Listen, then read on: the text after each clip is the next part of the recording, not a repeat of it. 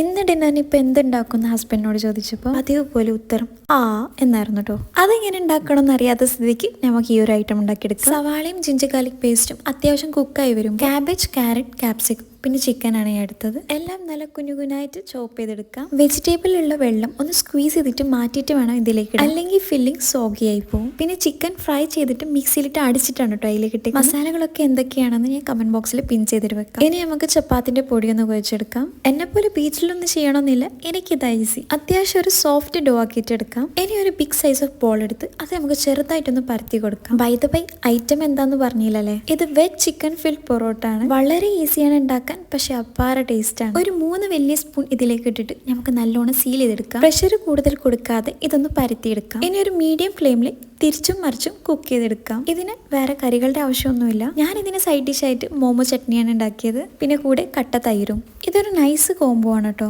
ഇതിന്റെ ഫില്ലിംഗ് ഒക്കെ ഒന്ന് നോക്കിക്കേ, എല്ലായിടും ഈക്വൽ ആയിട്ട് സ്പ്രെഡ് ആയിട്ടുണ്ട്. അപ്പൊ സേവ് ആക്കി വെച്ചോ. എന്തുണ്ടാക്കണം എന്ന് തീരുമാനിച്ചിട്ടുണ്ടെങ്കിൽ ഇതൊന്ന് ട്രൈ ചെയ്ത് നോക്കാം. ഇനിയും കാണണ്ടേ? അപ്പോൾ ഒരു സബ്സ്ക്രൈബും ഫോളോയും ചെയ്യടോ.